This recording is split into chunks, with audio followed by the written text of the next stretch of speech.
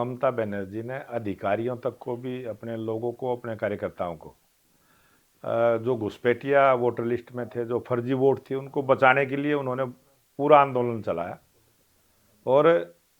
हमने तो पश्चिम बंगाल में निर्वाचन आयोग से भी ये मांग की थी कि बहुत सारी वोटें जो कटनी चाहिए थी वो नहीं कटी, और क्योंकि टीएमसी की वहाँ गुंडागर्दी रही है, और टीएमसी की गुंडागर्दी ने पूरे देश ने देखा है। टीएमसी ने बड़ी गुंडागर्दी के साथ वहाँ धांधली करने का काम किया है, और मैं तो धन्यवाद करूँगा निर्वाचन आयोग का कि उन्होंने बड़ी सख्ती के साथ उस काम को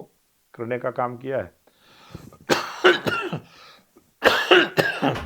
आने वाले समय में जब हरियाणा प्रदेश में ये एसआईआर का काम चलेगा तो भारतीय जनता पार्टी के कार्यकर्ता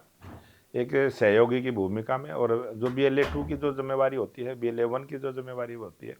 वो हमारे कार्यकर्ता निभाने का काम करेंगे। और ये अच्छी शुरुआत है, और ये 2002 के बाद वोटर लिस्ट में जो शुद्धिकरण का कार्य बहुत वर्षों के बाद ये हुआ है, और ये बहुत जरूरी था। बुड्ढा साहब, आपका आंकलन बहुत मजबूत माना जाता है। अगर वेस्ट बंगाल को लेकर ही बात कर लें तो आपका आंकलन इस बार क्या कहता है, एक निष्पक्ष रूप से अगर बात की जाए? जिस प्रकार से लंबे समय से पश्चिम बंगाल के अंदर जो टीएमसी की सरकार चली है, जिस प्रकार से वहाँ लोगों का शोषण हुआ है, धर्म के नाम पर भी शोषण हुआ है, राजनीतिक पार्टी के कार्यकर्ता के नाम पर भी शोषण हुआ है, और वहाँ बहुत गुंडागर्दी टीएमसी के कार्यकर्ताओं के द्वारा जो हुई है, उससे त्रस्त जनता ने मन बनाया है। और देश के प्रधानमंत्री नरेंद्र मोदी जी की नीतियों से संतुष्ट है, देश के प्रधानमंत्री नरेंद्र मोदी जी के विकास के मॉडल से संतुष्ट है,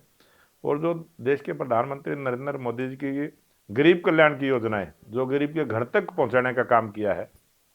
उससे प्रभावित होकर